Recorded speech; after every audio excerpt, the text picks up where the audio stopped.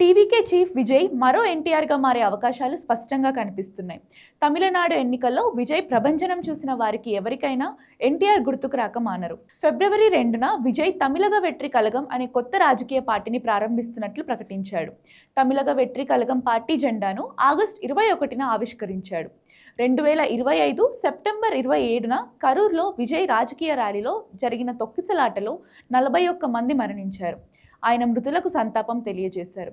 ఆ తర్వాత మృతులు, గాయపడిన వారి బంధువులకు ఎక్స్‌గ్రేషియా చెల్లించారు. రాజకీయాల్లోకి వచ్చిన తర్వాత జాతీయ మీడియా సంస్థ ఎన్‌డీటీవీకి ఇచ్చిన తన మొదటి ఇంటర్వ్యూలో విజయ్ తన రోల్ మోడళ్లలో ఎంజీ రామచంద్రన్, జయలలిత, ఎం కరుణానిధి వంటి వారున్నారని పేర్కొనడం విశేషం. విజయ్ జోసెఫ్ను తక్కువగా అందరూ అంచనా వేశారు. సినీ నటుడు, తమిళ ప్రజల ఆదరాభిమానాలను చూరగొన్న విజయ్ తక్కువ కాలంలోనే రాజకీయంగా ఎదగడం విశేషం. విజయ్ పార్టీని ప్రకటించినప్పుడు అందరూ నవ్వుకున్నారు.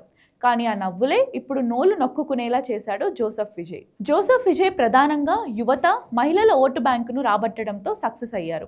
ఇక తమిళనాడులో ఉన్న లక్షలాది మంది అభిమానులు విజయ్కు ఈ ఎన్నికల్లో అండగా నిలిచారు. అలా విజయ్ తమిళనాడు ప్రజల నాడిని సులువుగా పట్టాడు. తన మేనిఫెస్టోని ప్రజల్లోకి బలంగా తీసుకెళ్లడమే కాకుండా ఏ పార్టీతోనూ కలవకుండా తాను ఒంటరిగా పోటీ చేస్తానని ప్రకటించి తన ధైర్యాన్ని చెప్పకనే చెప్పాడు. ఆ ధైర్యానికి తమిళ తంబిలు ఫిదా అయినట్లే కనిపిస్తోంది. ఎర్లీ ట్రెండ్స్లో విజయ్ జోసెఫ్ పార్టీ టీవీకేకు వస్తున్న ఆధిక్యత చూస్తుంటే దళపతి మరో ఎన్టీఆర్లా మారినట్లే కనిపిస్తోంది.